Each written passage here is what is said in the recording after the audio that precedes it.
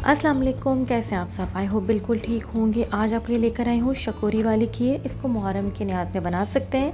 तो चलें वीडियो शुरू करते हैं। सबसे पहले मैंने शकोरियाँ ली थी और उनको मैंने 1 घंटा पानी में भिगो दिया था। अब आप देख लें, इसको मैं अच्छे से वॉश कर रही हूँ।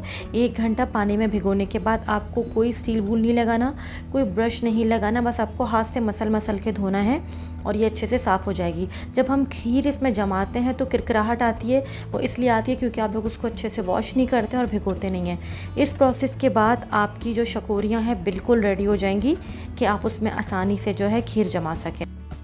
अच्छा, खीर बनाने के लिए मैंने 3 किलो दूध लिया है। अब मैंने इसको अच्छे से उबाल लिया है। दूध अभी गर्म है, तो गर्म दूध के अंदर ही आपको जो है चावल डालने होते हैं। ठंडे दूध में चावल नहीं जाते। मैंने हाफ़ कप चावल लिए थे और मैंने उसको अच्छे से पानी में भिगो लिया था। पहले अच्छे से वॉश किया था, फिर भिगोया था। मैं इसको हाथ से अच्छे से मसल लूँगी। आप चाहें तो ब्लेंड भी कर सकते हैं।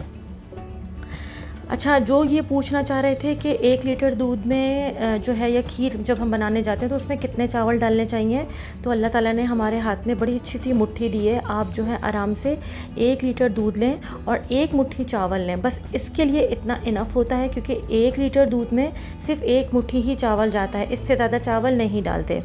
ठीक है, मैंने 3 मुट्ठी चावल लिए थे क्योंकि ये 3 किलो दूध है। अब मैं इसको इतनी देर तक हल्की आंच पे कुक करूँगी कि चावल जो है हल्के से फूल जाएं। देखें, चावल डाल के बिल्कुल भूल नहीं जाना है, वरना तो वो जो बोलते हैं, आप लोग पूछते हैं कि चावल जो है लड्डू लड्डू से क्यों हो गए, गुठलियाँ क्यों पड़ गई हैं, वो इसलिए पड़ जाती हैं क्योंकि आप लोग ना उसके अंदर खीर में चावल डाल के भूल जाते हैं और चम्मच नहीं चलाते हैं और वो नीचे लगने लगती है, तो उसकी वजह से स्मेल हो जाती है। आप देख लें, मैं मुसलसल चम्मच चला रही हूँ। 15-20 मिनट तक पहले आपको चम्मच चलाना लाजमी होता है, ताकि जो है चावल ईज़िली फूल जाए और फिर आप उसको हल्की आँच पे जितनी देर आपको कुक करना है उतनी देर पकाएं। ये देखें, अभी भी चावल आपको कितने कच्चे कच्चे से लग रहे हैं। ये स्टेप आपको इसलिए दिखा रही हूँ कि जो मेरे वो बहन भाई हैं जो मुझसे बार बार पूछते हैं कि खीर की जो है प्रॉपर रेसिपी बताएं जिसमें खीर जले भी नहीं और बन भी जाए और चावल भी फूले रहें, तो मैं इस रेसिपी से आपको बता रही हूँ। ये देखिए, मैंने मुसलसल चम्मच चला के रखा था। अब हल्के हल्के से चावल फूलने शुरू हो चुके हैं। इसका मतलब है अगर मैं इसको आधे 1 घंटे के लिए दम की आंच पे रखूँगी तो इसे कुछ भी नहीं होगा और ये बिल्कुल भी नीचे से नहीं जलेगी। अब मैं इसको जो है ढक्कन लगा के रख दूँगी। आपको पूरा इसको कवर नहीं करना है। जब आप इसको ढकने लगेंगे तो आपको साइड से थोड़ा सा खुले रहने देना है। मैंने इसको आधे घंटे बाद जब खोल के देखा था तो आप देखें साइड में से दूध कितना कम हो चुका है और एक हल्की सी ब्राउन सी लेयर आती जा रही है। आपको चम्मच चलाते रहना है और साइड से जो ये लेयर है इसको हल्के हल्के से ना चमचे से, डोई से आप जो है हिला हिला के हटाएंगे ना, तो इसमें एक अच्छा सा ब्राउन कलर आना स्टार्ट हो जाएगा। आप देख लें, इस तरीके से चला रही हूँ ताकि जो है जो भी चावल जो मोटे मोटे से हैं वो साइड से चम्मच चलाने से जो है अच्छे से घुट जाएं।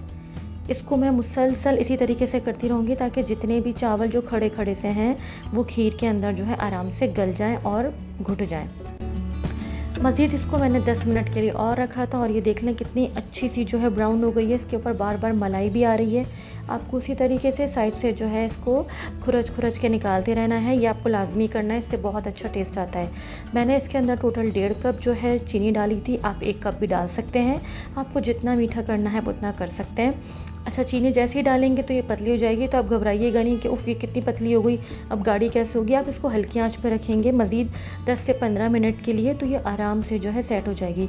देखिए, खीर बनाने का मतलब ये हरगिज़ नहीं है कि आप बिल्कुल फ्लेम हाई करके इसको पकाना शुरू कर दें, तो देखिए वो ना टेस्ट आएगा, ना ही वो शकोरी में जो आपको एक ज़बरदस्त सा सुंदर सुंदर सा टेस्ट आता है वो बिल्कुल भी नहीं आएगा अगर आपने तेज़ आंच पे बनाई। मैंने इसके अंदर हाफ़ टी स्पून पिसी हुई जो थी इलायची वो डाल दी थी। ये देख लें, अब ये कितनी अच्छी कंसिस्टेंसी पर आ गई है। आपको इसी टाइम पे जो है ये तैयार कर लेनी है। अब ये देखिए, मैंने थोड़े से पिस्ते बादाम अभी डाले हैं। ये ऑलमोस्ट डन हो चुकी है। बस मैं इसको साइड से 2-3 दफ़ा और चम्मच चलाऊंगी और ये रेडी हो जाएगी। ये देखें, इसकी जो थिकनेस है आपको इतनी ही रखनी है, ज़्यादा पतली नहीं रखनी, क्योंकि ठंडी होकर ये मज़ीद गाढ़ी हो जाएगी। इससे ज़्यादा गाढ़ा भी नहीं करना है। आपको जो है स्टेप बाय स्टेप इसलिए बता रही हूँ, जिनको समझ में नहीं आती, जो फ़र्स्ट टाइम खीर बना रहे हैं वो इस तरीके से बनाएं। बहुत आसान रेसिपी है ये। आप चाहें तो उसको बड़े बड़े कूंडों में भी जमा सकते हैं, स्टील के थाले आते हैं उसमें भी बना सकते हैं, लेकिन मैं इसको शकोरी में जो है सर्व करूँगी, क्योंकि शकोरी वाली खीर है। मैंने थोड़े से चांदी के वर्क लगा दिए थे और माशाल्लाह बहुत बहुत टेस्टी और डिलीशियस बनी थी। आपको ये रेसिपी ज़रूर ट्राई करनी है, अपना फ़ीडबैक देना है। आप इसको बेशक न्याज़ में आराम से बनाकर बांट सकते हैं इन्हीं शकोरियों को। तो ये रेसिपी ज़रूर ट्राई करें, अपना फीडबैक दें। चैनल पे नए हैं तो प्लीज़ सब्सक्राइब किए बगैर नहीं जाइएगा। तो फिर अगली एक रेसिपी तक के लिए सबा फुरकान को इजाज़त दीजिए, दुआ में याद रखिएगा।